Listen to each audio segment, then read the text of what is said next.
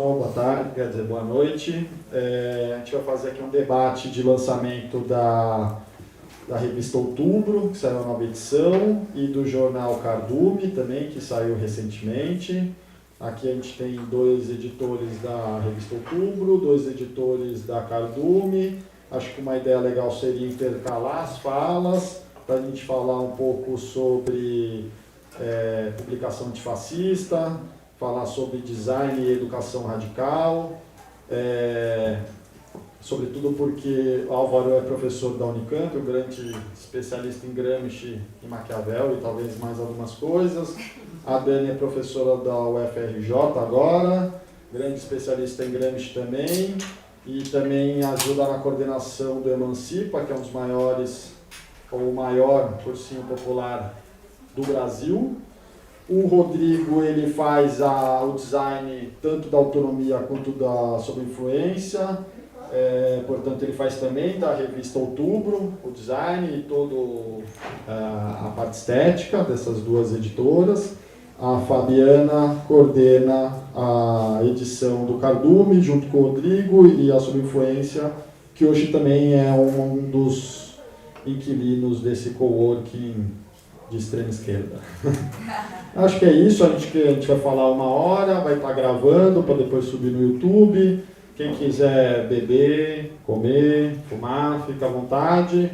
E aí a gente vai, são 7h30, vai ter umas 8h30, e aí depois a gente fica aí de boa até umas 10 e pouco, tá suave, tá bom? Então é isso, as coisas estão sendo vendidas lá. E quem quiser depois, acho que faz uma fala, cada 15 minutos, depois abrir para algumas intervenções, tal, tá tranquilo. E aí eu não sei se vocês combinaram quem vai falar primeiro, quem vai falar depois. Eu diria algo do tipo. Logo, Álvaro. Não remédio. Boa noite a todos. Espero que estejam bem, espero que estejam em segurança. Este é o primeiro evento presencial do qual eu participo no contexto da pandemia, então é especial também encontrar amigos, amigas, conhecidos, enfim.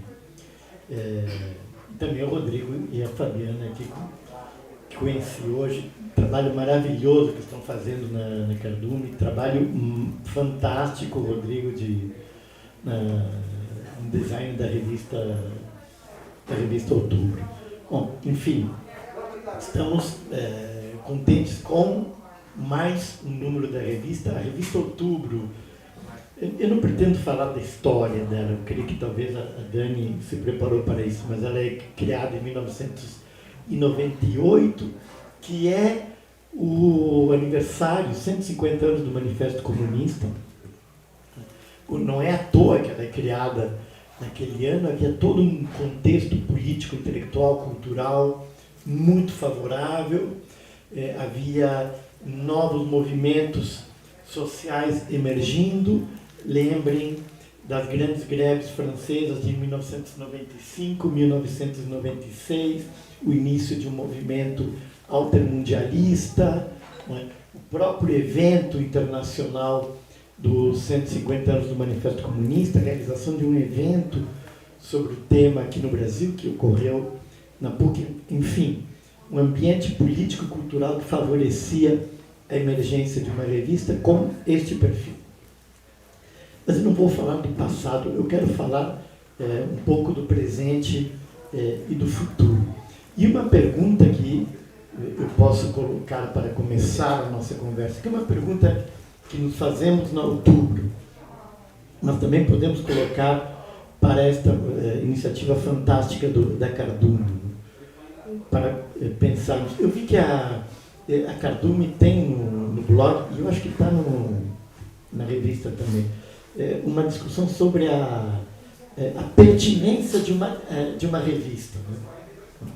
A questão que podemos colocar, a questão primeira é este um empreendimento político-cultural anacrônico? Esta é a primeira questão. E eu acho que é a questão fundamental. Ou seja, com o advento da internet, com o advento das redes sociais, com a miríade de blogs proliferando, com os canais YouTube, enfim, todas estas iniciativas de difusão de ideias, né, de intervenção cultural. Qual é o sentido de uma revista? Porque ela parece algo... Ou seja, uma revista faz sentido no século XIX. Uma revista faz sentido durante boa parte do século XX. Ela faz sentido no século XXI. E eu acho que esta é a primeira questão que devemos colocar. Eu vou defender que publicar uma revista faz sentido. E vou argumentar que a revista, uma revista, como um empreendimento político e cultural, tem algumas características que a diferenciam de outros empreendimentos político-culturais. Penso, em particular, este com os quais nós convivemos diariamente nas redes sociais. A primeira é: a revista, uma revista, é um empreendimento político-cultural coletivo. Ninguém faz revista sozinho. Ninguém faz revista sozinho. Quando nós fazemos a revista Outubro, nós mobilizamos o nosso conselho editorial. Na última reunião do conselho deveríamos ter o quê? 20 pessoas, pelo menos, e outras tantas acompanhando a discussão antes e depois. Nós mobilizamos as pessoas que encaminham os artigos. Nós mobilizamos as pessoas que fazem os pareceres, propondo suas correções, modificações, aceitando ou recusando os artigos. Nós mobilizamos as pessoas que trabalham na revisão dos textos. Enfim, no final das contas, em cada número, nós estamos mobilizando 100, 150 pessoas neste empreendimento. Ao longo do tempo, vejam bem, nós estamos falando de um empreendimento, e esta é uma outra característica que eu vou falar mais tarde, que existe desde 1998. Ao final das contas, nós devemos ter mobilizado alguns milhares de pessoas. É um empreendimento coletivo e é um empreendimento no qual as pessoas se mobilizam, participam ativamente deste empreendimento. Esta é outra característica que é própria das revistas. Seja quem participa do ato de produzi-la, se engaja ativamente como uma atividade militante, empenha energia ali. Seja quem consome, quem compra a revista, quem lê a revista, participa ativamente. O ato de leitura de uma revista é um ato ativo. A pessoa lê, sublinha, faz fichamento, guarda, coleciona, compra números antigos, procura ela num sebo. O ato de leitura é não um ato de apropriação passiva dos indivíduos, é um ato de engajamento.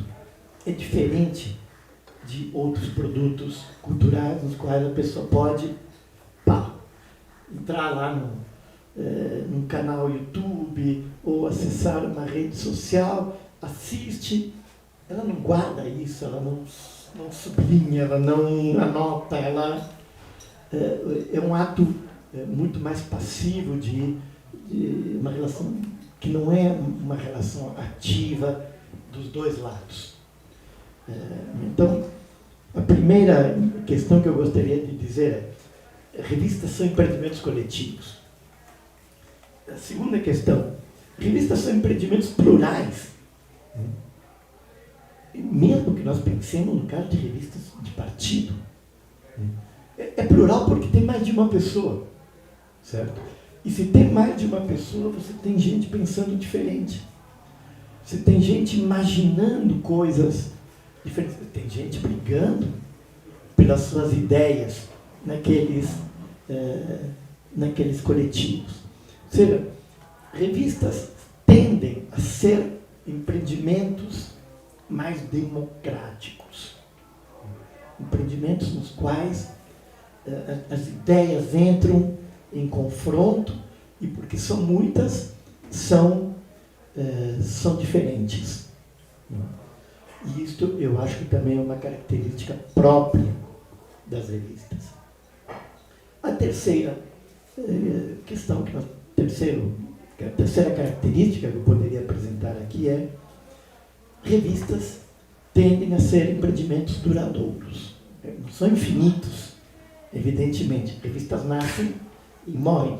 Algumas revistas brasileiras tiveram 2, 3, 4 números, morreram, mas deixaram um legado enorme na vida política e cultural. Ou seja, algumas foram um pouco mais duradouras, mas apenas para lembrar uma revista que, a menos que eu esteja muito enganado, teve uma vida tão longa quanto a Outubro tem até hoje. A Revista Brasiliense, de Caio Prado Júnior. É uma revista de 20 e poucos anos antes de ser fechada pela ditadura militar. A revista Civilização Brasileira. Impactos enormes na vida cultural e política nacional. Outubro é uma revista que, como eu disse para vocês, existe desde 1998. A revista Crítica Marxista existe desde 1994. A revista Lutas Sociais é mais ou menos contemporânea da revista Outubro. Enfim, a revista História e Luta de Classes, a revista Marx e os Marxismos, apenas para pegar as revistas de esquerda ou de inspiração marxista no Brasil. Elas tendem a ser empreendimentos duradouros. E elas tendem a deixar marcas, por esta mesma razão, marcas mais profundas na vida cultural e política nacional. Evidentemente que o alcance de uma revista ele é muito menor, num curto espaço de tempo. Ele é muito menor do que o alcance que um canal YouTube pode ter, do que um blog pode ter. A questão não é essa. Eu não estou medindo o instante. Eu estou colocando a questão em uma perspectiva histórica e imaginando o tipo de transformações culturais e políticas que uma revista pode produzir, devido àquelas características que eu falei previamente. Do fato de ser um investimento, um empreendimento coletivo, e de ser um investimento que tende a ser plural e democrático. Não se pode, inconcebível, imaginar uma revista monocrática. Isto é, quem trabalha em revista sabe que isto é impossível. Ou seja, revistas monocráticas tendem a ter, revistas que estão cristalizadas em torno de um único indivíduo, elas tendem a ter uma vida muito breve. Ninguém aguenta o poder ditatorial de uma pessoa nenhum empreendimento coletivo. Então, isso tende a ser esgotado. Então, revistas tendem a, como eu disse, ser empreendimentos coletivos, empreendimentos mais democráticos, empreendimentos plurais, empreendimentos duradouros, e elas tendem a deixar traços mais profundos na vida cultural e política nacional. Estou falando das revistas brasileiras, mas nós podemos pensar nas revistas internacionais. Por exemplo, o impacto que a Actuelle Marx teve no movimento altermundialista, na constituição da ATAC, por exemplo, e em tudo aquilo que vai desembocar depois na criação do Fórum Social Mundial, o impacto que a Historical Materialism na Inglaterra teve na extrema esquerda britânica, os movimentos contra a guerra, em tudo que veio a partir daí, enfim. O impacto que teve a New Left Review. A New Left Review, na verdade, é um produto, mas é um produto de 68, né? Na verdade, ela tem um impacto muito duradouro sobre a cultura política da esquerda britânica, mas ela própria é um resultado dessa cultura política, assim como o Outubro é o resultado de uma certa cultura política nacional e de um certo período histórico no qual o marxismo voltou a usufruir de prestígio nas universidades brasileiras. Enfim, por tudo isto, eu acho que, evidentemente, valorizo enormemente trabalhos que têm sido feitos e que encontram o seu suporte em outros meios, em outros canais, né? Mas, ao mesmo tempo, eu identifico neste suporte, né, que é a revista, uma série de características, uma série de particularidades que tornam este suporte único. E se, aqui é a conclusão, né?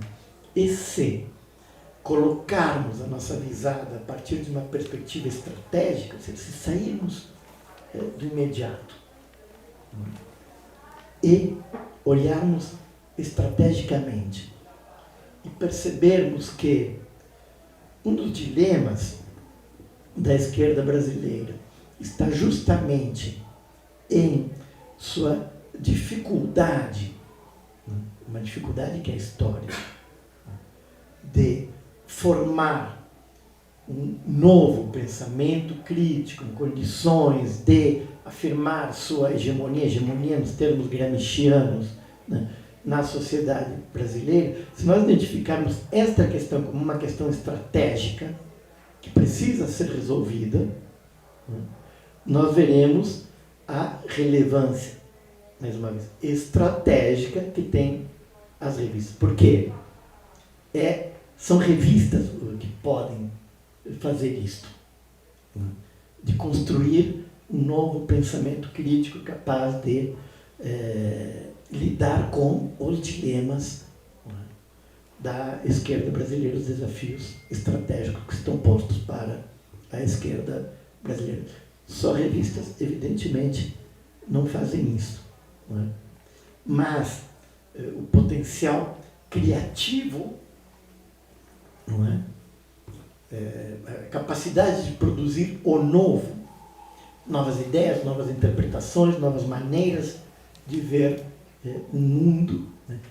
Isto tem sede, ao meu ver, nas revistas. Bem, para começarmos a nossa conversa, era isto. Obrigado, gente, e não deixem de comprar a revista Outubro, a Cardume. Com isto vocês vão estar ajudando a consolidar estas iniciativas e alimentar a esperança.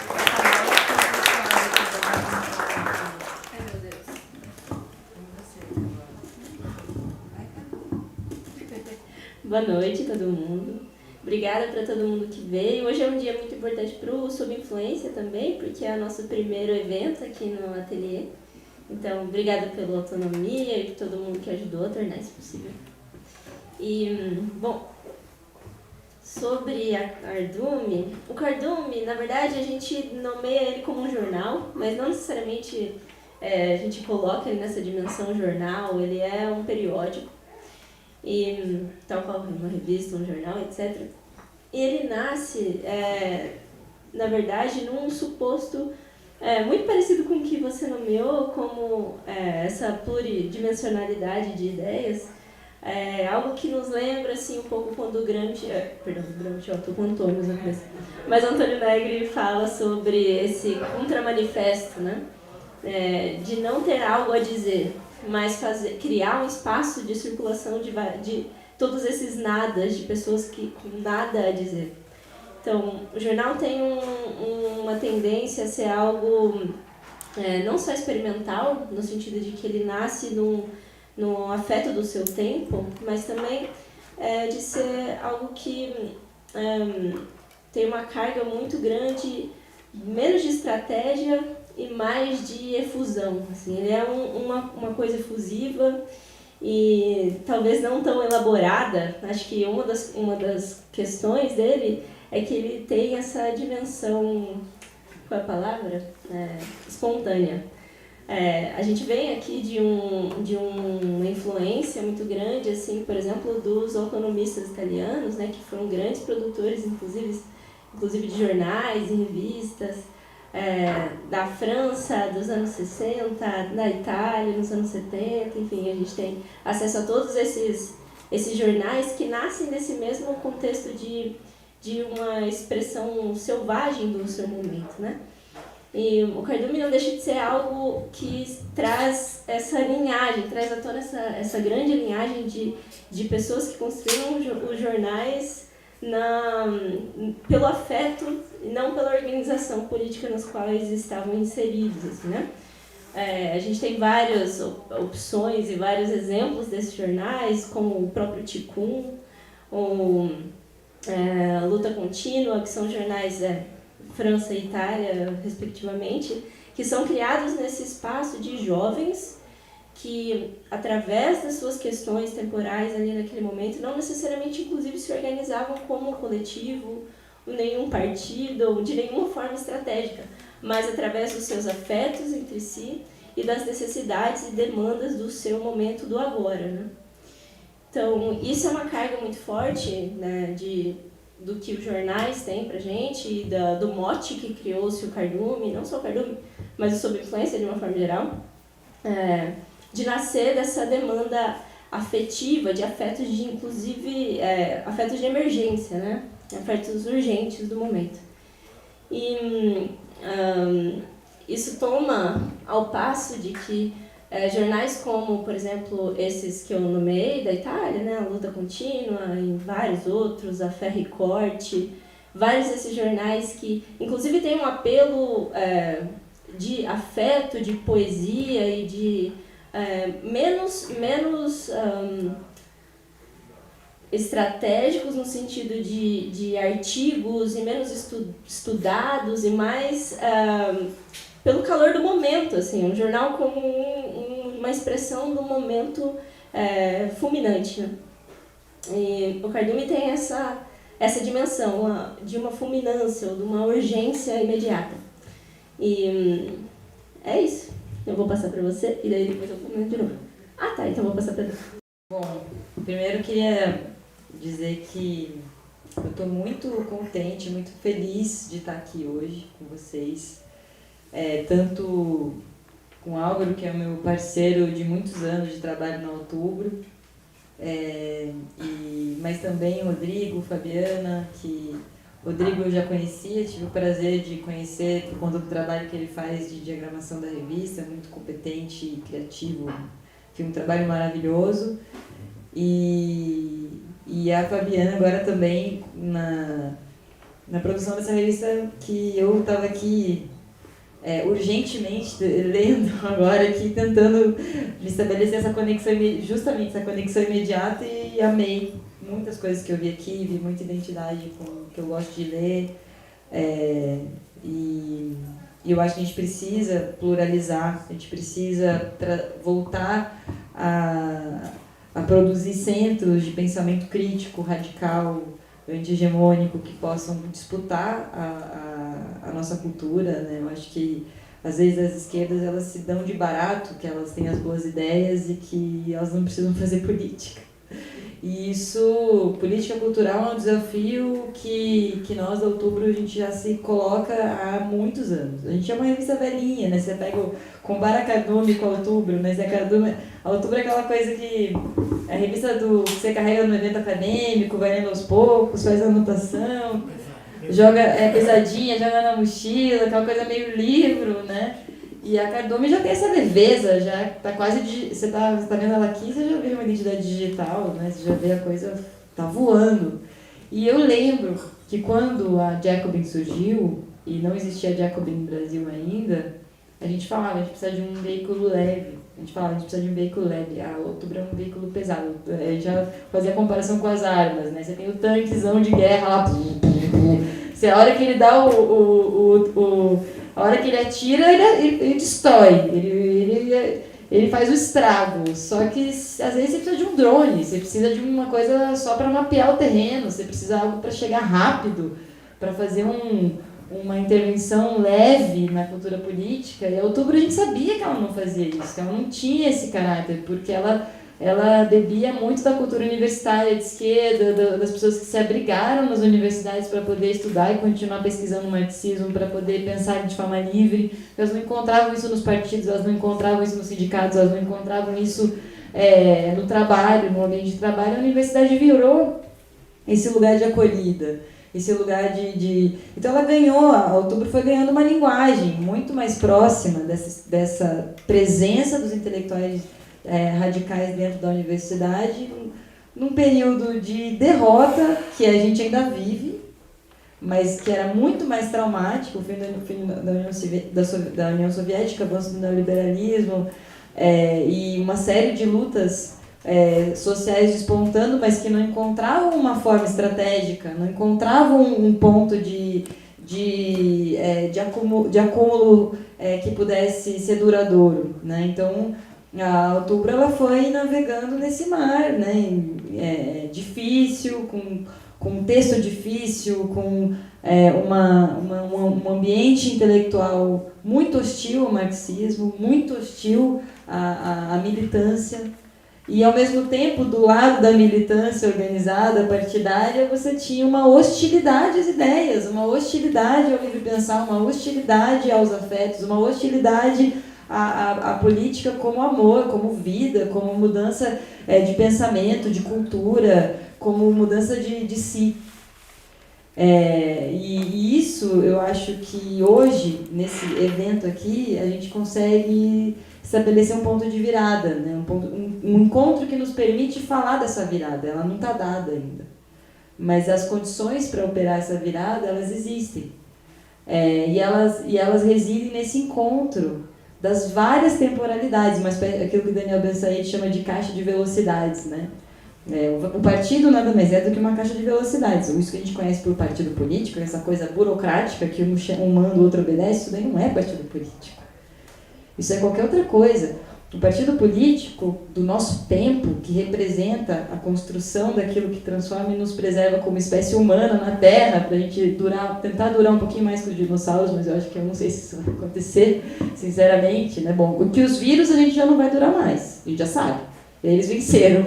Mas talvez a gente consiga preservar a nossa existência na Terra um pouco mais do que, não sei, as baratas eu acho que não, acho que elas já estão há mais tempo, elas vão durar mais tempo também. Enfim, que a gente consiga, já que nós somos uma espécie tão débil, tão incapaz de se auto-reproduzir na natureza, que a gente consiga, por meio das nossas ideias, do nosso pensamento, encontrar formas, estratégias de se relacionar com o mundo, com a vida e sobreviver como espécie humana. O que se chegou mais perto disso é o comunismo. Desculpa, mas é isso, não se chegou a nada mais perto na experiência humana do que essa ideia. E eu sei que a gente se unifica aqui, né? Os caminhos que a gente usa para chegar na ideia de comunismo, na prática, na vivência, na história do comunismo, eles são muito diferentes.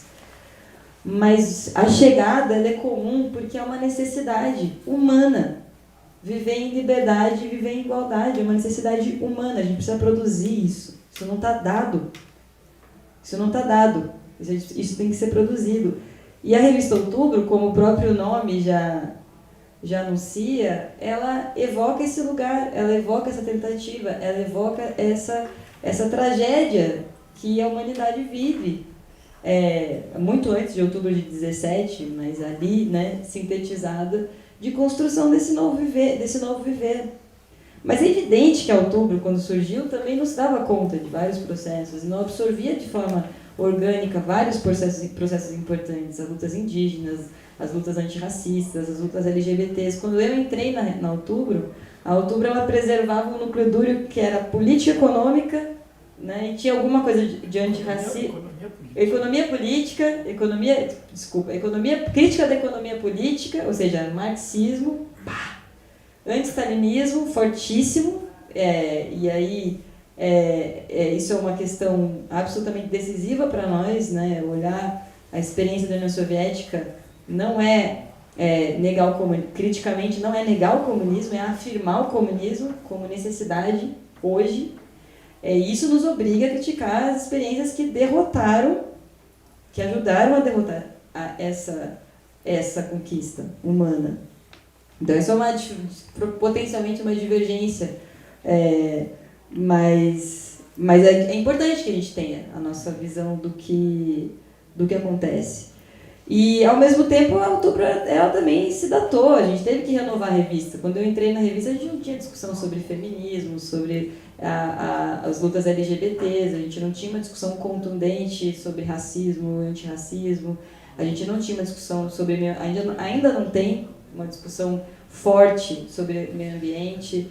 Então, aos poucos, a gente também foi vendo os nossos limites, vendo os limites daquilo que informava o que era o público colaborador da revista e vendo que aquilo também precisava se transformar de alguma forma.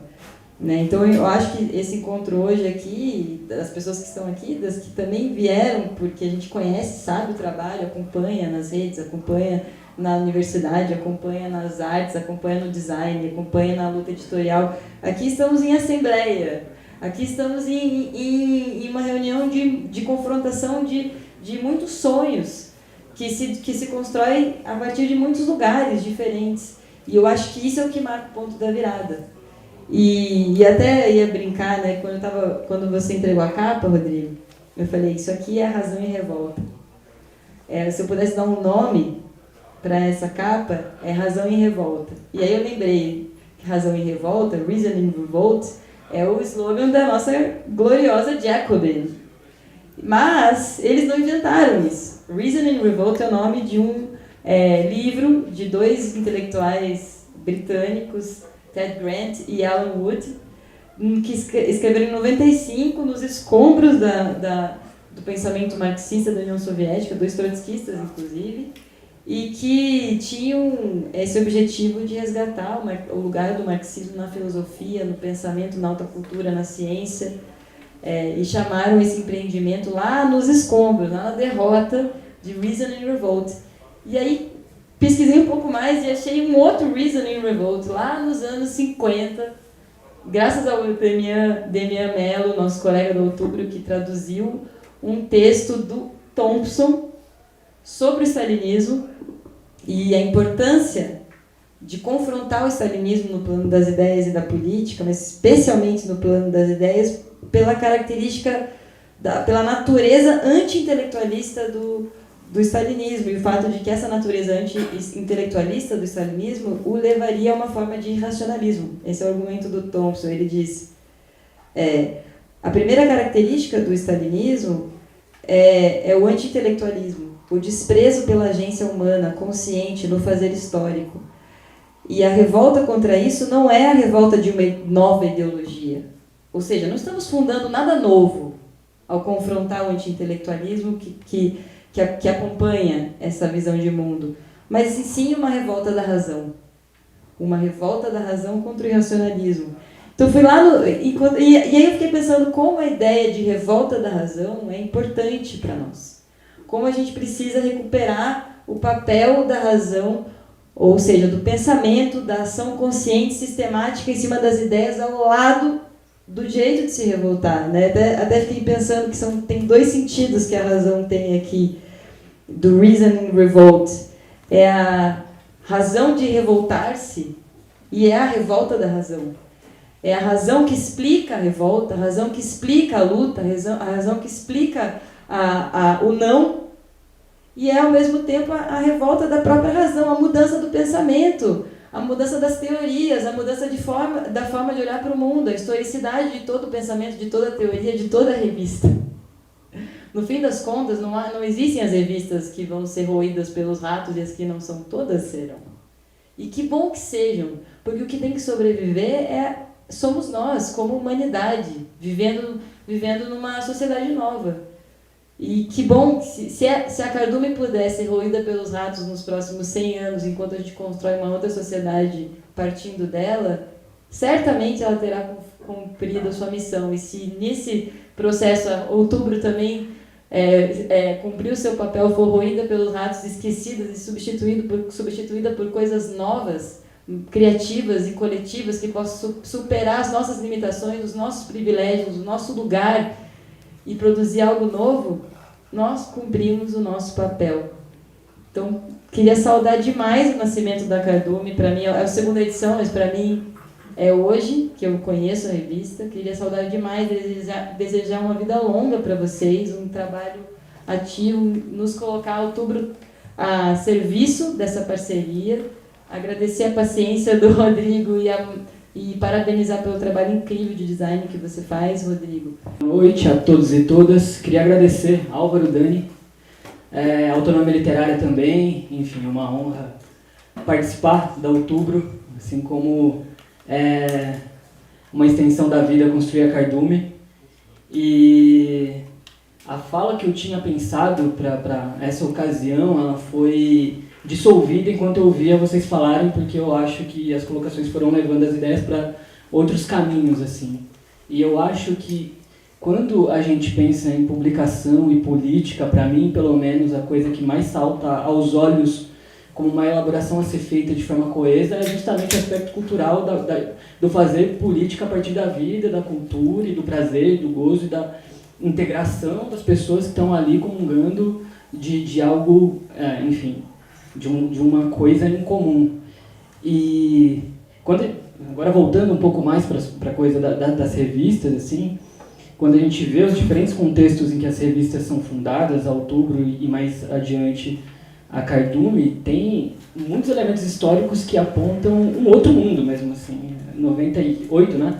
Era um outro mundo, 2021, um mundo totalmente ainda mais devastado, ainda mais apodrecido e ainda mais, enfim, triste. 98, eu acho que era um ano em que a internet se apresentava como uma possibilidade de reunião de pessoas para discutir, democratizar o acesso a textos, a teoria, as artes. Eu acho que se a gente olhar para a internet no começo dos anos 90, o primeiro movimento político a usar a internet ao seu favor foram os zapatistas, e eu acho que o primeiro site a fundar a noção de blog, com um acesso aberto a quem quisesse publicar um texto, também era político, também era de esquerda, que era o Indie Media. E a Outubro surge nesse contexto onde um sopro de novidade em relação aos movimentos sociais era uma realidade. E a Cardume surge na depressão total de toda e qualquer ideia de futuro, de alternativa, e a internet, todo esse aspecto tecnológico, é quase que necessariamente um domínio da direita. E até, se a gente olhar para hoje, o que é considerado, o que pode ser o fator agregador de uma juventude, já não é mais o que era nos anos 90, sei lá, a música ou o esporte, são os games, e os games também estão enquadrados nessa noção de obra de arte, o game como uma obra de arte, mas é uma obra de arte do neoliberalismo.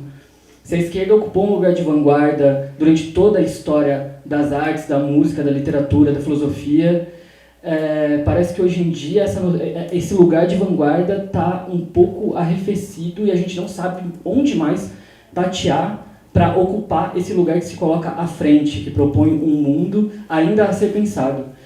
E até mesmo no aspecto do design, assim, pensando no aspecto do design, acho que as formas de interação que as corporações, o neoliberalismo impuseram para a gente, a partir das redes sociais e da internet, fizeram com que a nossa relação com a arte, com o design, também se moldasse aquilo. A linguagem do meme, sei lá, os vídeos que a gente produz a partir de uma lógica para atender uma demanda da corporação, não é uma demanda das pessoas. Não é necessariamente, as pessoas não querem ver um vídeo curto ou uma dancinha ou um meme. Mas uma lógica algorítmica faz com que isso seja reproduzido à exaustão, as pessoas se acostumem com aquilo e tudo tem que atender aquele formato, senão não funciona. Então, eu sinto que talvez a gente tenha desistido de pensar uma forma de superar isso e se conformado a se adequar ao que o algoritmo nos impõe enquanto produtores de arte, talvez de imagem, de algo que comunica. E esse tem sido o grande desafio, e o lugar da publicação impressa é justamente o terreno em que a gente experimenta, e a gente aceita esse desafio, a gente põe em prática essa negação do algoritmo, essa negação do virtual, essa negação do isolado, eu no meu celular ou eu na minha casa, e aplica a matéria, e aplica o compartilhamento, e aplica tudo o que nega, o que nos é empurrado e nós aceitamos automaticamente. Então, tanto a Outubro quanto a Cardume, para mim, e sei que para vocês também, é esse terreno de experimentação, de tentativa e erro, e onde a gente definitivamente vai negar essa condição que a gente tem como regra e como uma realidade imutável. Eu acho que escolher fazer livro é uma escolha de negação. Escolher escrever um texto é uma escolha de negação. E eu não sei, nos anos 90 tinha todo esse ar de derrota, e a gente continua, né, respirando esse ar de derrota, mas existem vários caminhos que nos ensinam o que fazer com essa derrota, e talvez essa derrota fazendo... Eu acho que o valor da derrota está na abolição da expectativa para que a gente simplesmente faça porque tem que ser feito. Assim. E insistir nisso, eu sei que para o Cauê, Manu, Alex, Gustavo, Fabiana, Álvaro, Dani, a gente faz isso porque é o que tem que ser feito, é o que a gente sabe fazer, é o que a gente quer fazer, e a gente não pensa se é a derrota ou se é a vitória, a gente espera a vitória. Mas, caralho, como que é aquela frase do... Puta, no Dom L tem... Se a gente é derrotado, vence, se a gente vence, vence duas vezes. Enfim, eu acho que é mais ou menos por aí. Se a gente é derrotado, vence, se a gente vence, vence duas vezes. E a gente sente que a cada Cardume, Outubro, Jacobin, enfim, qualquer organização que sobrevive um ano a mais, a cada revista que é publicada um ano a mais, a cada Outubro, a cada Cardume, a cada Jacobin, a cada... Qualquer coisa que seja sobre nós dura um ano a mais, é uma vitória. E sei lá o que necessariamente significa vitória também, acho que não importa. Mas é isso. Eu acho que eu não sei muito mais o que falar, porque tem coisa pra caralho, na verdade. O Sem Palanque pra Fascistas, aí eu acho que entra um pouco mais no lance da escolha do título da chamada aqui dessa fala. O Sem Palanque pra Fascistas veio na semana em que aquele moleque fala umas barbaridades lá no podcast. E a gente se depara com uma situação em que esse tipo de conteúdo ele tem uma capilaridade muito maior que qualquer coisa que a gente faça. Então, como que a gente disputa esse lugar? Assim? Como que a gente constrói uma cultura que as pessoas tenham vontade de integrar? Eu tenho pensado muito sobre a noção do convencimento. Eu não tenho mais flertado tanto com a ideia de convencimento. Eu não acho mais que o convencimento seja um caminho. Eu acho que a gente tem que fazer coisas tão interessantes que as pessoas instantaneamente tenham vontade de participar. Então isso tem muito a ver com design. Eu acho que não é sobre a gente convencer a ninguém a estar aqui. Vocês têm que achar isso interessante o suficiente para querer estar aqui, para querer fazer uma publicação, para querer integrar um coletivo, para querer integrar um partido, uma organização, um time de futebol, uma banda, começar a cozinhar a própria comida, fazer o próprio livro, escrever os próprios textos, ir pra rua, fazer os lambes, fazer um molotov, tirar as pedras da calçada. E assim por diante. Porque eu acho que o convencimento é quase que uma comprovação da falência. E nós somos espertos o suficiente para não precisar convencer ninguém. Eu acho que é ouvir uma coisa que só é uma explanação, que só é uma troca de ideia, e ver e ouvir uma música e comer uma comida tem que ser o suficiente. E talvez falar sobre política, produzir livro e texto tenha que ter o lugar de uma comida gostosa e de uma música que a gente gosta e, sei lá, um filme, enfim, acho que é mais ou menos por aí.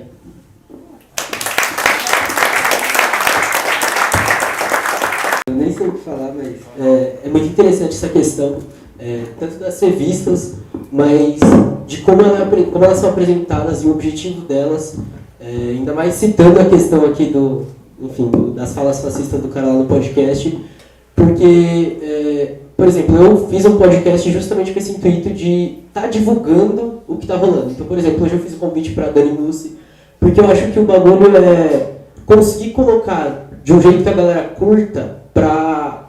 Né, o Álvaro falou da questão de escrever, de você grifar um livro, registrar e tudo, para que a galera parta do podcast, tipo, ouvir uma ideia, mas eu preciso consolidar essa ideia, e ela pegar o gosto pelo bagulho. E aí entra muito na questão do visual, de você fazer, tipo, pô, tô fazendo um negócio que a pessoa só vai estar ouvindo, ela não tá nem vendo. O que já é difícil pra caramba, se não é música todo mundo ouve.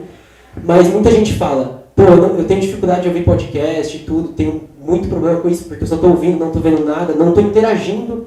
E aí você tem que criar um método para que atraia isso, porque a gente não tem dinheiro para comprar uma câmera ferrada lá, para ter um estúdio que abriga vários podcasts, não sei o que, uma mesona, 5 câmeras, microfone e tudo.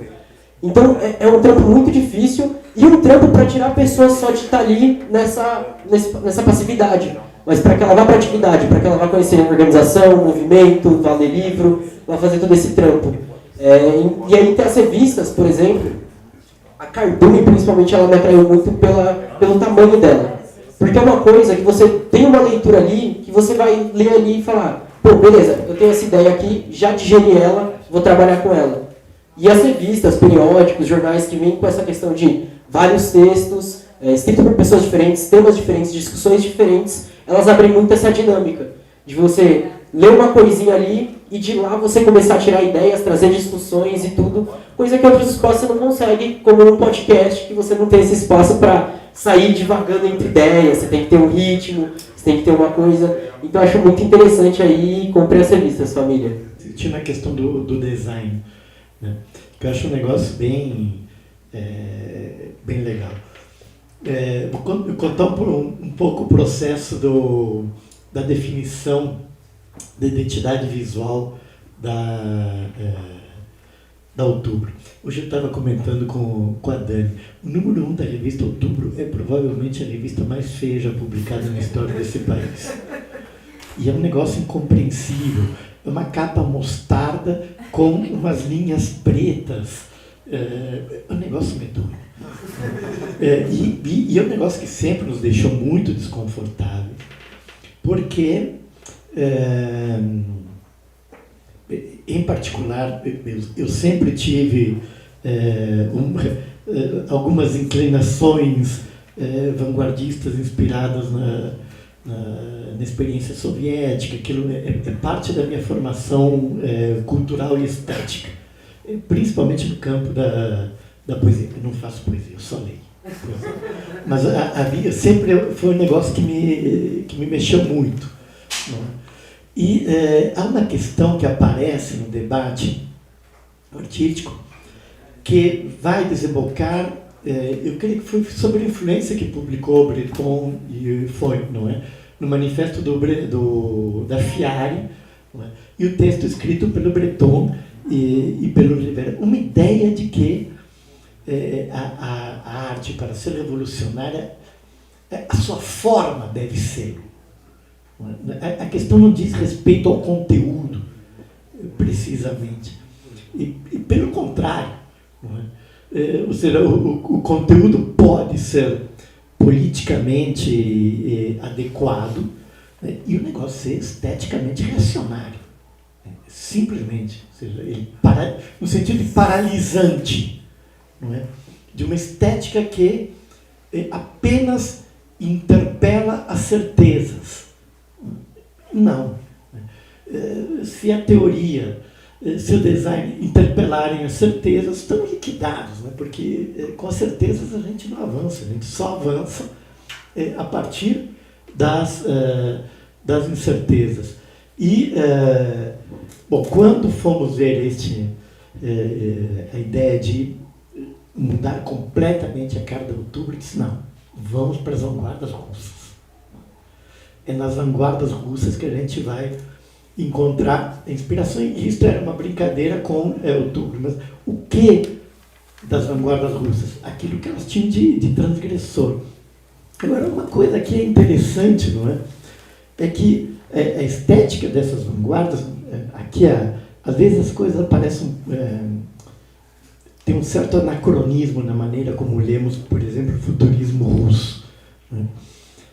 A estética do futurismo russo é uma estética da derrota. ela é pré-revolucionária, ela não é revolucionária. É anos 10, certos anos 10 na Rússia, por favor. Né? Bom, e a Rússia em 1914, o que é isto? Na verdade, por isso que o Trotsky gostava. Então, aliás, ele não gostava muito, né? Bom, e Lenin detestava, diga-se de passagem, Lenin detestava as vanguardas. Lenin era Gorky e companhia, Tolstói, Gorky e companhia. Né? Bom, mas esta estética da derrota, ela é uma estética que promete o futuro. Né? Claramente. Né? O futurismo nascido da guerra, ele promete a redenção, ele promete a emancipação.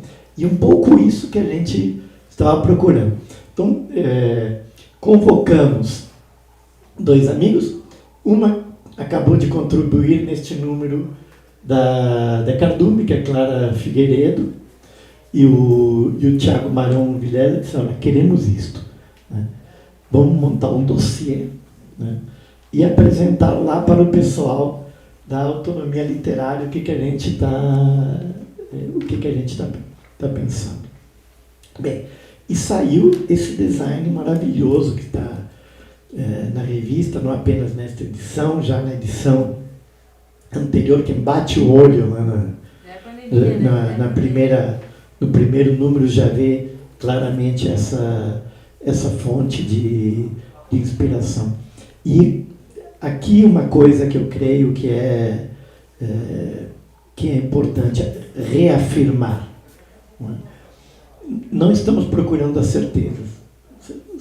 Se a pessoa já tem a sua certeza, boa viagem, sabe? Fica com ela. A questão toda, ela está na transgressão.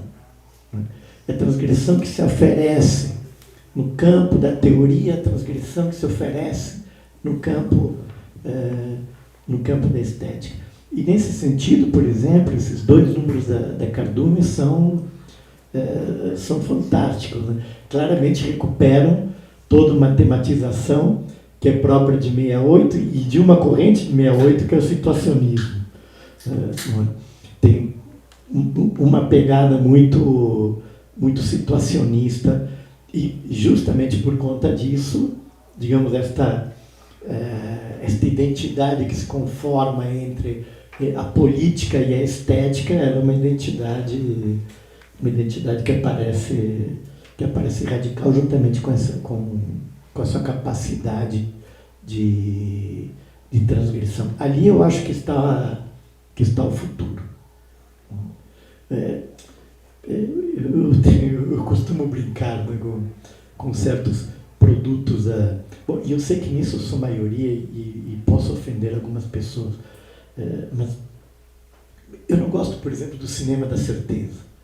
Não gosto da poesia da certeza, não gosto da literatura da certeza. Eu acho que é um load, um chato de galocha. Não gosto disso, me incomoda aquele troço. O Daniel Blake, né? Eu acho muito chato esse troço. E eu acho que a gente pode crescer na transgressão, não na repetição.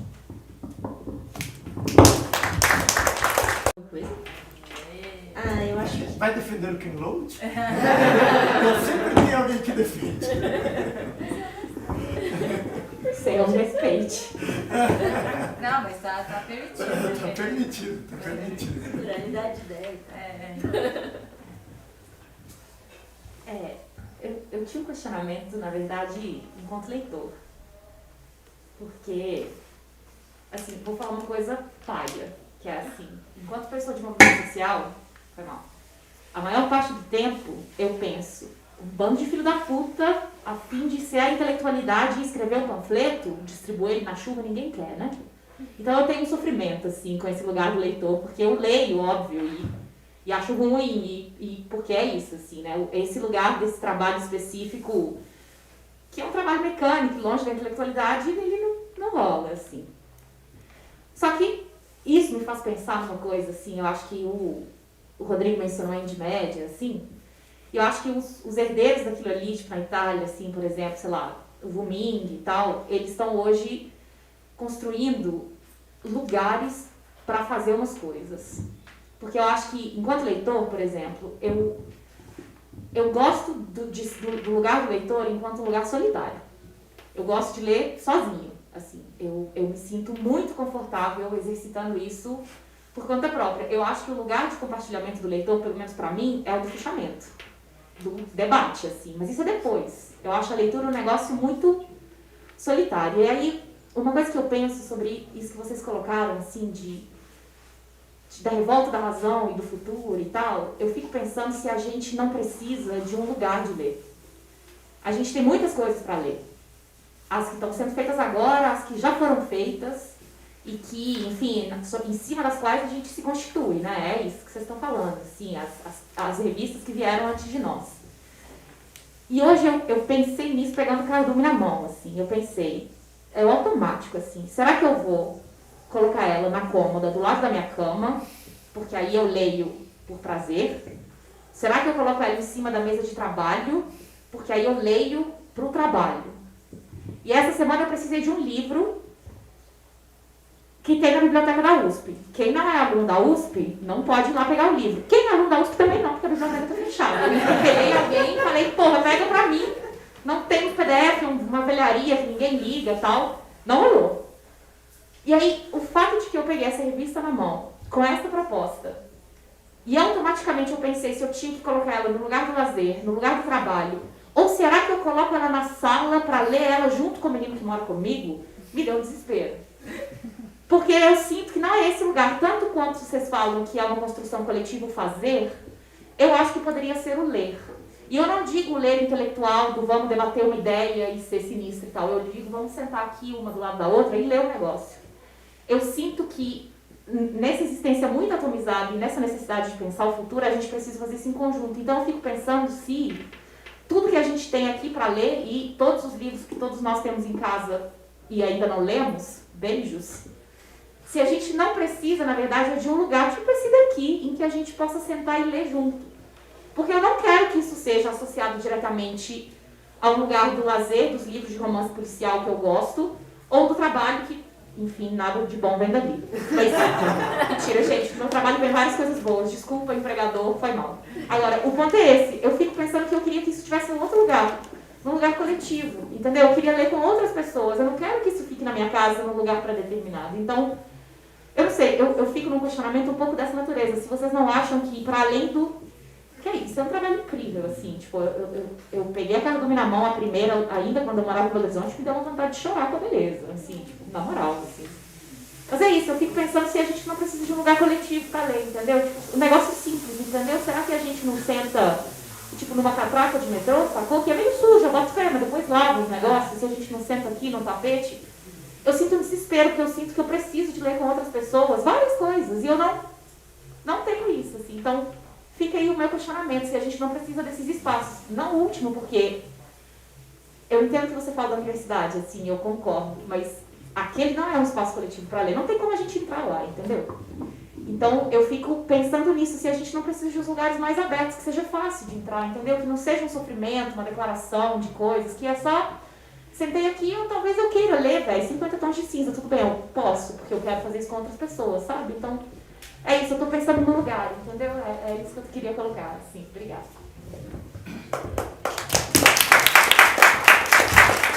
Eu posso comentar essa outra?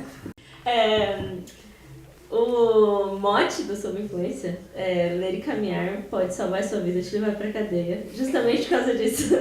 Então, como o Álvaro colocou, né, dos situacionistas... Vou pro buraco, hein? Oi? Eu ia fazer essa sugestão. Vou pro buraco. Pra cadeia... Como é que é? Qual que é a primeira?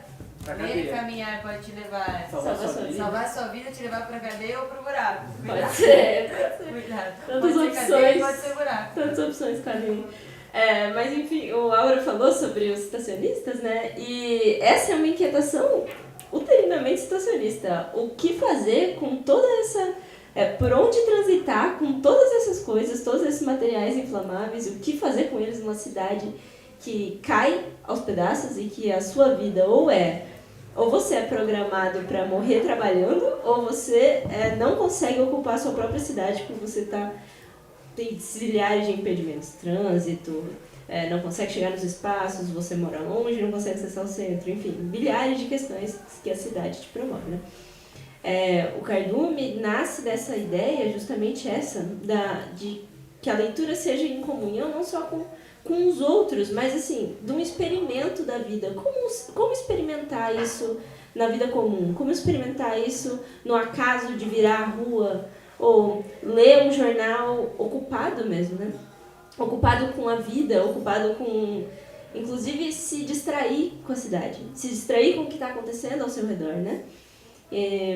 Eu amo essa questão que você trouxe justamente por isso, porque é uma espécie de construção da experiência, mais do que de uma leitura silenciosa, né? Mas uma experiência aberta ao acaso da vida, ao acaso da cidade, ao acaso de morar com outras pessoas, ou de ocupar esse espaço com várias pessoas, em que a gente está falando de revistas que nos colocam em outras funções, né?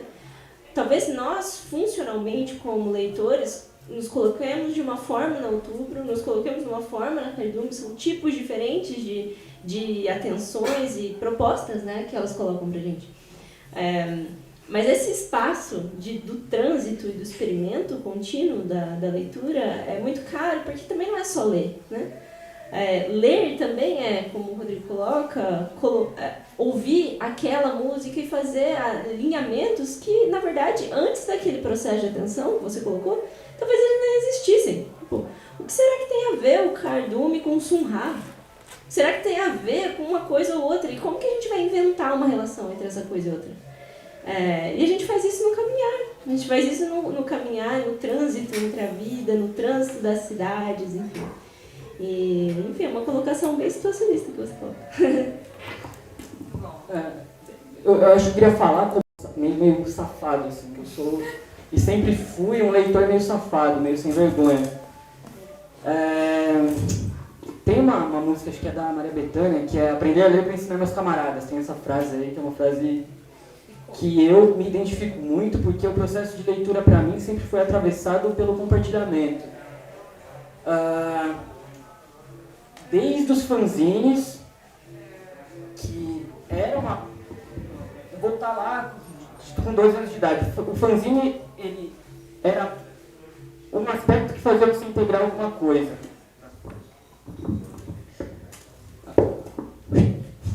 O fanzine... Esse é meu, hein? Tá, eu vou cuidar dele. Mas o fanzine é uma matéria que permite você integrar aquela coisa. Independente da sua idade, independente da sua condição financeira, independente da sua formação. Você sendo criança, você consegue fazer um fanzine. Quando eu percebi que o fanzine era uma forma de me aproximar ainda mais de uma coisa que eu gostava, que era o punk, eu comecei a fazer fanzine. E a ler, consequentemente. Depois eu comecei a ver que nos encartes dos discos das bandas que eu gostava, tinha sugestão de livro, tinha Chomsky, tinha, sei lá, qualquer coisa. Nossa, essas pessoas que parecem inteligentes pra mim, leem isso aqui. Aí depois... Eu acho que tem muito a ver com capa de livro também. Eu acho que tem muito a ver com a vida vivida. Tem muito a ver com capa de disco. Mas tem muito a ver... A coisa do situacionismo é porque era teoria aplicada na vida cotidiana. E eu acho que você saber que aquilo dialoga com o seu presente, não só com a promessa de um futuro, é muito importante para você se apropriar de um modo de fazer, de um modo de cuidar da própria vida, de um modo de arriscar. Quando eu entrei na Autonomia, eu sou formado em História, estudei Design depois que comecei a trabalhar na Autonomia, foi o lugar que me abriu as portas para experimentar esse lugar de designer, mas foi um ofício que não dialogou com, sei lá, o que é comum na formação de design, a publicidade ou qualquer coisa do tipo. Foi o livro, a coisa é o livro, a coisa é a política, a coisa é uma arte que permite explorar uma linguagem outra. Então, é esse lugar da tentativa que eu acho. A tentativa de ler um bagulho que você nunca leu e não entender, inclusive. A tentativa de criar um livro sem necessariamente saber todos os caminhos que envolvem ali a fabricação de um. Assim como era pra mim a tentativa de montar uma banda sem saber tocar um instrumento. E de cozinhar sem saber cozinhar. Eu acho que qualquer fala minha aqui vai necessariamente colocar o lugar de fazer livro e talvez pensar a política com comida e com música, assim. Porque são coisas que você simplesmente esbarra. faz, e gosta, e desenvolve. E eu trabalhei numa biblioteca lá em Piracicaba, que foi onde eu cresci, mas com a experiência mais forte na Vila Nova Cachoeirinha, aqui numa fábrica de cultura. E uma constatação que eu tive é que a molecada de quebrada lê, assim, e acatam a sugestão que você dá. Eles acatam os livros da coleção Baderna. Eles acatam, mano, qualquer coisa que você chegar na ideia e falar. Um moleque e uma menina que lê Diário de um Banana, não, acho que aí já é muito. Mas que lê um romance lá, Lua de Sangue, o negócio do Crepúsculo, vai levar o livro para casa, vai ler e vai voltar com uma questão, assim. E, enfim, para mim, a questão fundamental que me atravessou de trás para frente foi o situacionismo, e é um negócio que, apesar de ser muito pouco debatido, de ser um pouco esquecido, é algo que vale a pena ser relembrado, assim. Ele é uma parada fora da academia, são textos meio esparsos, mas que, na minha concepção, assim, orientaram muita coisa para um moleque que era meio preguiçoso, meio mais curioso. Então acho que o lugar da leitura está nesse lugar de desbravamento e da vontade de queimar coisas, assim, uma mistura de curiosidade e vontade de fazer. Acho que o livro também tem que estar nesse lugar de vontade de fazer. O próprio livro, ou o que fazer com o livro, o que fazer com a leitura, o que fazer, sei lá. Eu acho que é algo assim. Esse. Vou usar aqui, tá? Seu microfone. Engraçado, né, Rodrigo, que a gente... eu acho que eu sou um pouco mais velha. Quantos anos você tem? 27. Então eu sou exatamente 11 anos mais velha que você, né? Também a minha geração já tem uma experiência um pouco diferente, porque a gente foi muito... Entrei na universidade, você tinha o eco de Chiapas muito forte, tudo. Se você quisesse ir um pouquinho para fora do comum, você se encontrava com os zapatistas. O zapatismo era uma influência permanente. O primeiro coletivo feminista que eu fiz parte, não era modinha na época, não tinha tantos, era Guerrilha Lilás, o nome, porque a gente tinha, e o símbolo era a menininha zapatista com o lenço no rosto, né? Até eu ia brincar, não sei se o Paulo veio, o Paulo Galo tá aqui, não sei, ele me disse pra mim que ia chegar, mas acho que ele tá atrasado. Que eu ia brincar com ele, que eu olho pra ele, vejo ele na moto com aquele capacete, eu vejo muito mais um subcomandante Marcos do que um Lula. Muito mais. Muito mais. Eu vejo muito mais uma liderança que extrapola esse lugar do senso comum da política e vai para um lugar que tem muito a ver com afeto, que tem muito a ver com recuperar relações e construir pontes onde todas as pontes estão queimadas. Porque o trabalho foi muito massacrado, né? A dinâmica que protege, que minimamente assegura o trabalho foi muito massacrado. Mas na minha época, quando eu entrei no movimento estudantil, a gente tinha essa influência de um lado e do outro lado uma coisa muito mesmice, de uma mesmice muito grande na linguagem política. E isso era uma coisa que produzia uma frustração permanente. Porque as pessoas você já tinha um lugar para ir. Qual que é o lugar para ir? A Assembleia. Qual que é o lugar para ir? A reunião do centro acadêmico. Qual que é o lugar para ir? A cantina. Qual que é o lugar para ir? E terminava ali. E tanto que eu tive uma experiência de educação popular, uma rádio comunitária na graduação, que foi a coisa que me salvou, assim, porque era um sentimento de inadequação muito grande. E eu sentia que isso era uma coisa meio generalizada, porque não tinha uma elaboração que desse conta disso. Não tinha uma elaboração que disse, olha, você pode fazer política em qualquer lugar. Se você quiser, você vai fazer política com comida. Se você quiser, você vai fazer política com roupa. Se você quiser, você vai fazer política com desenho. Se você quiser, você vai fazer política com música. Se você quiser, você vai fazer política... Não tinha. A política era uma reunião burocrática para deliberar coisas. E coisas que normalmente eram marcar novas reuniões. Isso era uma coisa muito angustiante na minha geração. Era uma coisa muito angustiante. Por outro lado, a gente foi treinado nisso e aprendeu a fazer isso e também viu que isso é uma coisa que tinha resultado. Que isso é uma coisa que domina. Organizar, fazer a coisa, dinamizar e estruturar como as coisas vão se dar, isso é efetivo na política. Isso é muito efetivo. E eu comecei a me dar conta, assim, quem organiza, vence. A gente tinha, às vezes, os melhores argumentos, às vezes, as melhores imagens, às vezes, o melhor discurso, mais retórica. Mas aquele cara que estava ali batendo o martelo na madeira e construindo a casa, aquele cara organizava a maneira como as coisas eram definidas, decididas.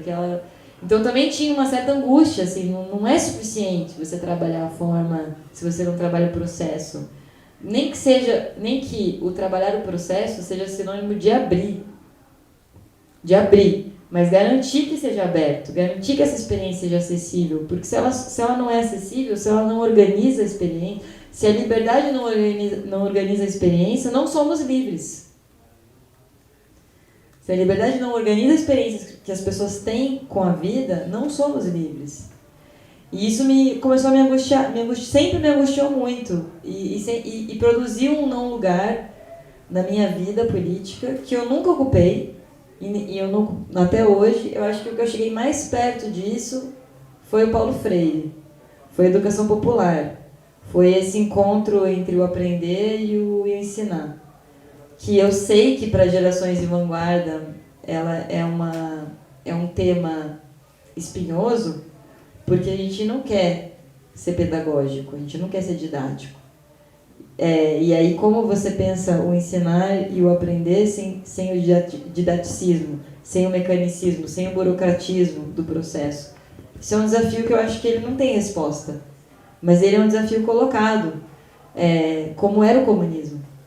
O comunismo era um desafio dessa magnitude, eu acho que ele segue sendo hoje.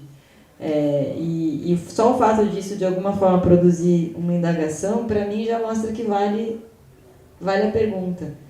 A pergunta, a gente tem que... Isso é uma coisa do Paulo Freire. A gente tem que resgatar a natureza... o termo que ele usa é a natureza desafiadora da pergunta. Isso Paulo Freire diz. A pergunta, se ela não é desafiadora, se ela não te incomoda, se ela não faz você perder o seu sono, ela não... ou seja, se ela não te desafia, ela não é ainda a pergunta que você precisa responder. E eu acho que isso é uma coisa muito atual para nós. Assim, a gente tem coisas que a gente conseguiu responder com árduos esforços, mas a gente tem um iceberg, a gente tem uma coisa muito... um processo muito longo de produzir respostas mais potentes, produzir antíteses mais vigorosas. Esse é um termo gramsciano. Antítese vigorosa é um termo que eu gosto muito.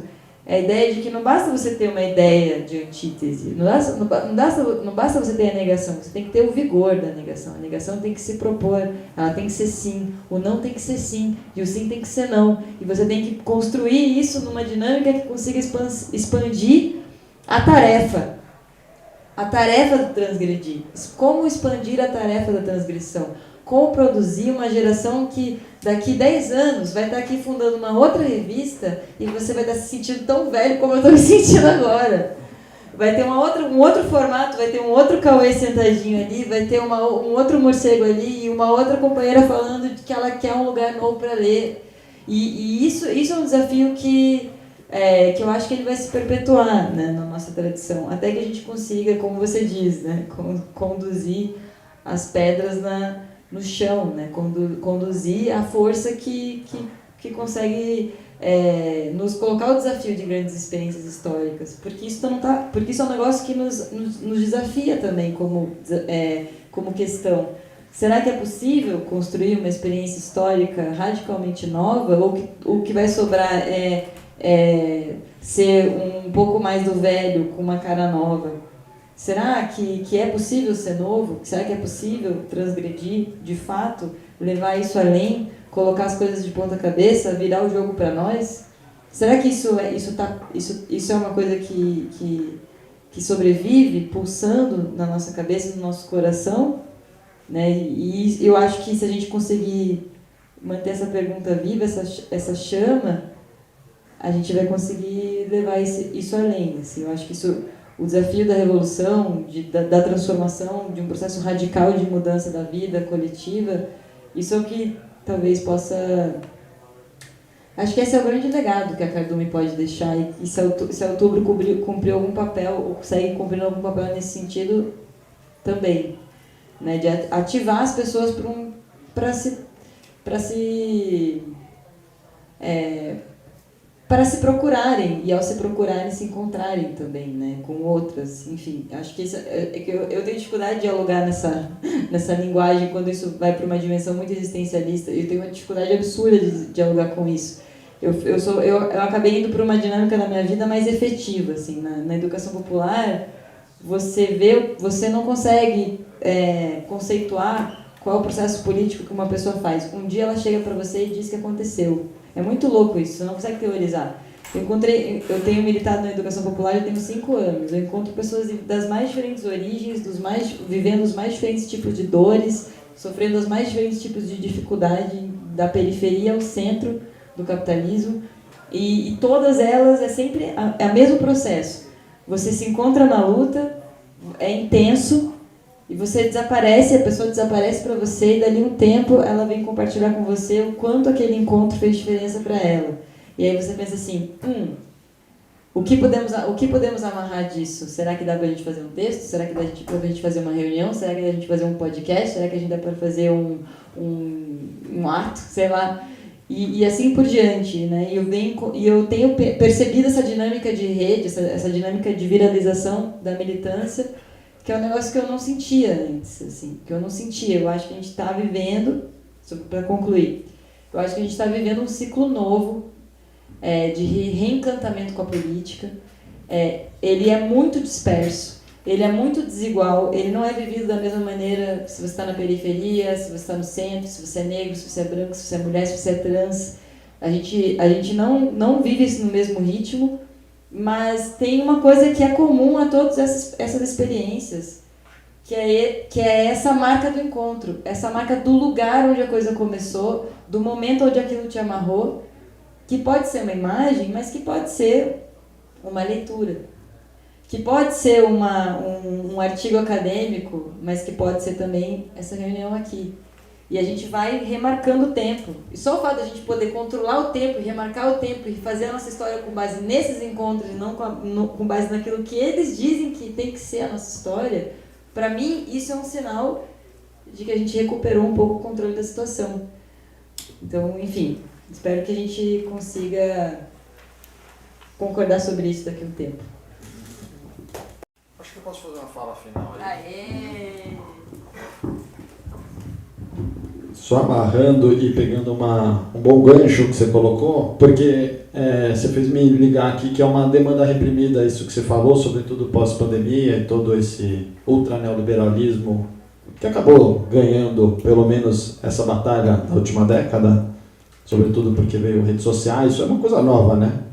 A última década, a Vice tem uma boa série que é a década do ódio, que pega todos os grupos de extrema-direita que trabalharam aí de 2010 a 2020, conseguiram, através do controle da rede, etc., se propagar melhor e formar consensos e disputar a hegemonia política.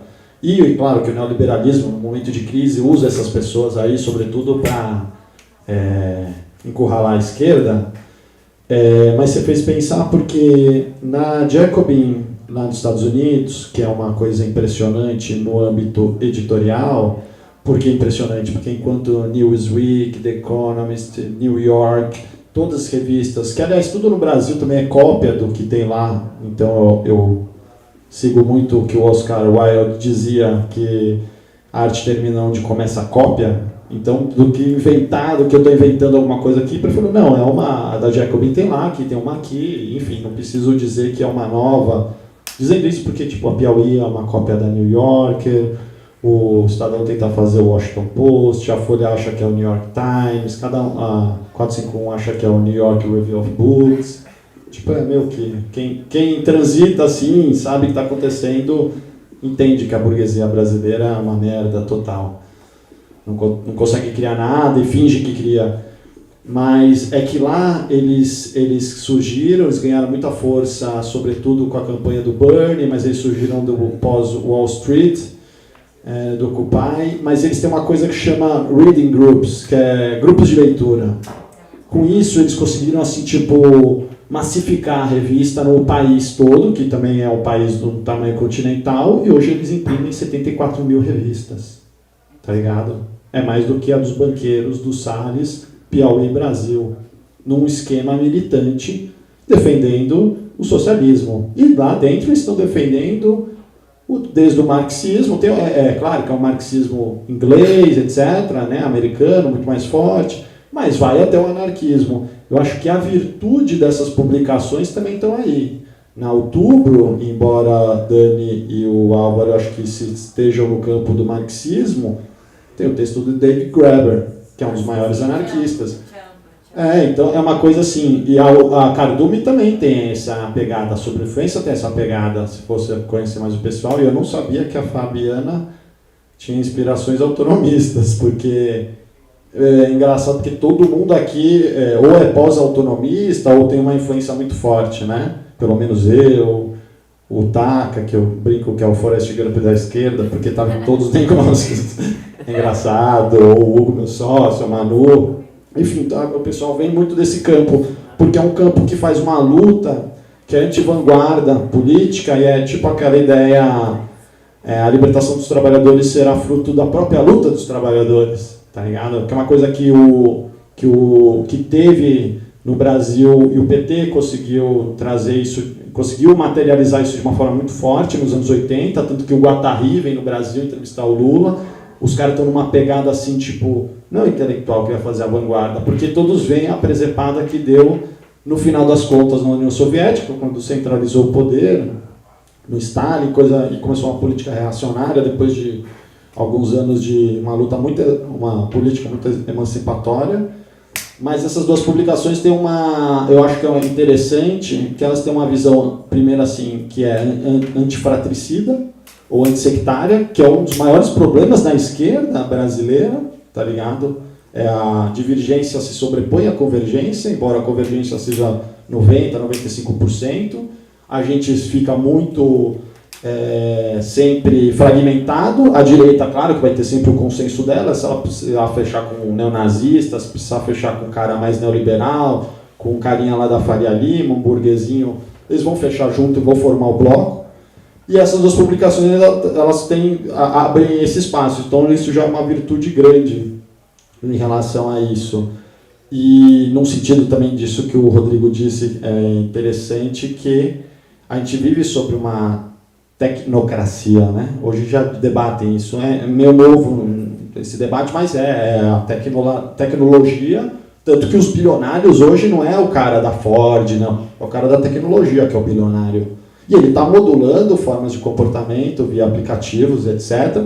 E ele consegue, com certeza, e na última década mostrou isso muito forte, conduzir as formações de consenso para o que eles estão fechados politicamente, né? O Zuckerberg, Facebook, o Steve Bannon é um grande analista dessas questões, aliás, ele vem do mundo dos games, para quem não conhece. O Steve Bannon, ele aprende política através dos games, né? Tem um documentário American Dharma, que mostra isso detalhadamente. E a gente lutar contra tudo isso, é óbvio que a gente vai estar fazendo o oposto. E se a gente vai... essa frase do Dom é muito boa, né? Porque me lembrou um pouco até Mao Tse Tung, que ele... Cara, não importa assim, se você está lutando, se vai ganhar ou não vai. O importa é que a sua luta vai. E se você só vai parar de lutar quando você morrer. Quando você não morreu, é porque você ainda tem chance de vitória. Então, vou continuar fazendo. Tá ligado? E aí, também aqui, defendendo o comunismo, para mim, assim, essa pandemia mostrou absolutamente, se alguém tinha alguma dúvida, qualquer coisa comunista, pegar os dados, tá ligado? Da ONU, não é dado da ONU, que é uma coisa totalmente ocidentalista e anticomunista, de certa forma, é altamente superior a qualquer coisa. Ou os zapatistas de Chiapas também, ou as mulheres, ou o Kurdistão, onde tem uma frente de mulheres lá que arregaçou os caras do Estado Islâmico, porque os caras tinham convicção suficiente para ficar no fronte lutando contra os caras. é sempre vitorioso. Só que a gente não tem os meios de propaganda para defender nossas vitórias, ou para fazer nossas vitórias se consolidarem na história. É isso que aconteceu. Tá? Eles estão sempre trabalhando para fazer um revisionismo da história, né? E o Álvaro também falou, eu estou fazendo um grande emaranhado aqui para fechar, o Álvaro falou também da incerteza. Eu fiz ciências sociais na PUC e tal, aí todas as aulas de antropologia eu sempre saía com essa questão na cabeça que eu pensava, lendo todos os caras lá, é que a única coisa que une a humanidade de alguma forma assim, é a incerteza, porque todos criam a religião, criam seus conceitos para tentar suprir a incerteza, para ter certeza de alguma coisa. Né? E umas coisas que nem Keynote, essas coisas que é uma certeza, embora seja uma certeza até anticapitalista nesse caso, é uma propaganda, né? É religião e propaganda, né? Acho que faz parte da nossa luta, tá ligado? Que a gente tem que também trabalhar com esses aspectos, embora não seja o que a gente mais gosta, porque a gente é um pouco mais, gosta mais de uma coisa mais arrojada, mais intelectual.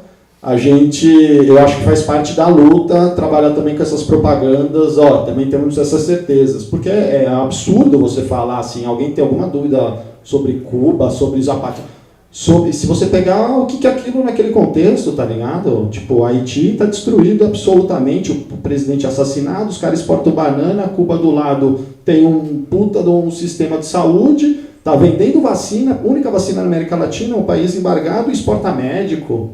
Como que eu vou debater com alguém que não tem certeza que aquilo é melhor? É impossível, porque também o cara tá vendo, não, mas a Suíça, porra, é do mesmo tamanho. Não, cara, não tem nada a ver isso daí, tá ligado? Enfim, é uma coisa meio doida isso tudo. Mas, enfim, acho que foi um bom debate.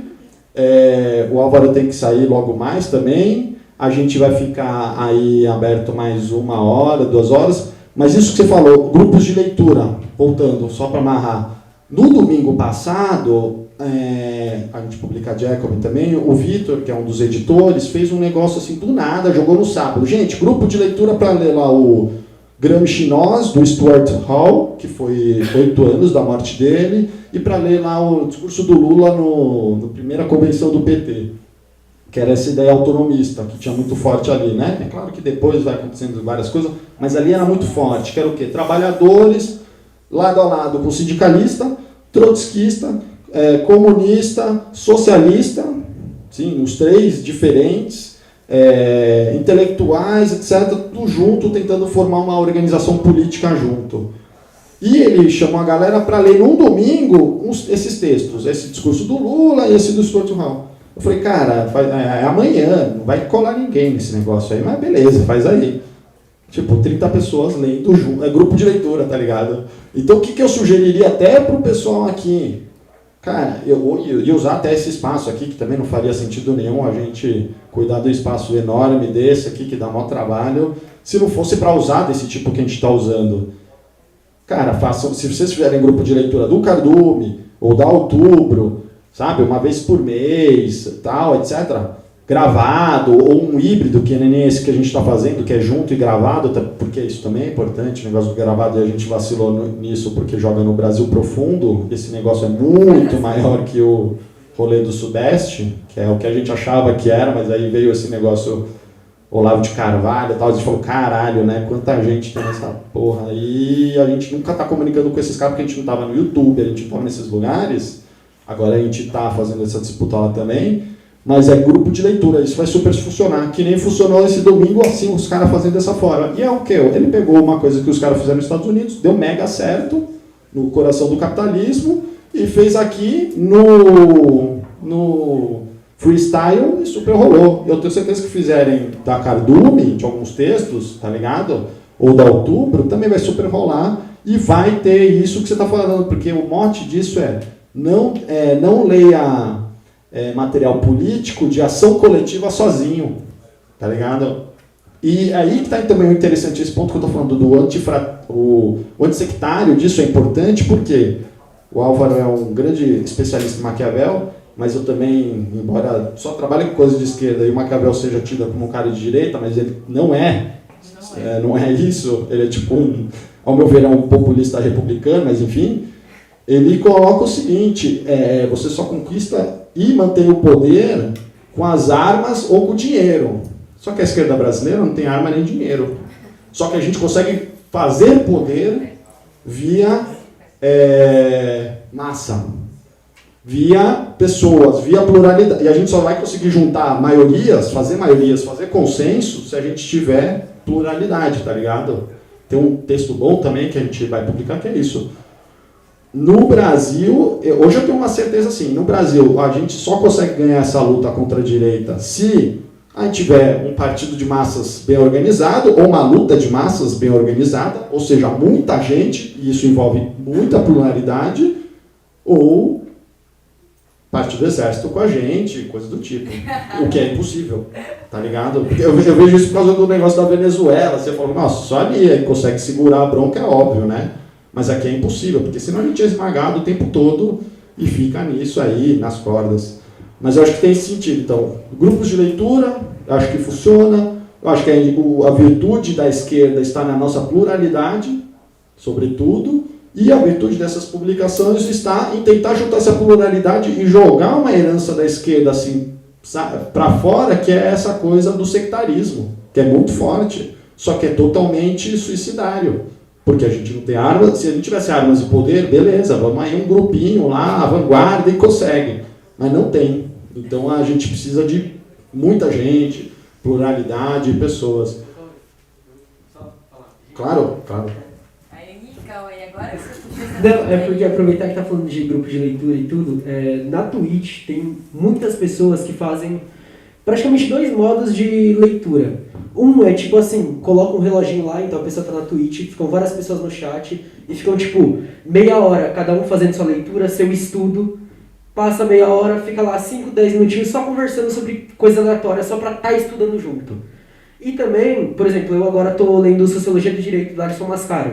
Então eu tô lá lendo, a galera tá discutindo no chat, e aí depois, assim que eu paro de ler o capítulo ou o parágrafo, a gente discute sobre o que foi lido ali, então passa por vários autores, passa por várias leituras, então tem essa possibilidade, a gente já tá voltando da pandemia e tudo, e cola muito, por exemplo, né, porque eu sou marxista, tudo, a gente tá lendo Sociologia do Direito do Alisson Mascaro, marxista também, cola muito anarquista, tipo, muito, é surreal, assim, o número. Então rolam várias ideias, várias discussões com a gente do direito, com a gente da filosofia, da sociologia, gente que não faz faculdade, gente que está trampando e está ouvindo ali, e entra lá só para comentar uma ideia que curtiu. Então tem essas possibilidades aí também, eu acho bem interessante realmente, tipo, muda totalmente a perspectiva. Eu falei sobre Florestan ontem, aí eu postei uma frase hoje no Twitter, aí um cara que estuda Guerreiro Ramos veio trazer uma coisa sobre o Guerreiro Ramos, e aí já inicia outro debate, outra discussão, e aí, é isso, obrigado. Eu acho que eu concluí também, e você complementou muito bem. É só para dizer, é isso, a gente vai ficar mais um tempo aí. Quem quiser pode continuar. Tinha mais alguma coisa, mas eu esqueci. Tudo bem, põe a música aí. É nóis. Legal, e obrigado por ter vindo todo mundo aí, porque eu acho que tá começando esse rolê, ninguém tá sacando direito quais são os limites, qual que está acontecendo direito. A gente passou 2 anos, acho que todo mundo meio quarentenado, acho que antes do Átila só a esquerda, né? O Átila é o último cara a sair, tá ligado? Doidão da ciência. Antes era a esquerda, que era muito humanista e não quer colocar ninguém em risco. E valeu, galera, por vir aqui. Obrigado também a todo mundo e vamos fazer mais encontros, eventos, debates e grupos de leitura aí. Valeu.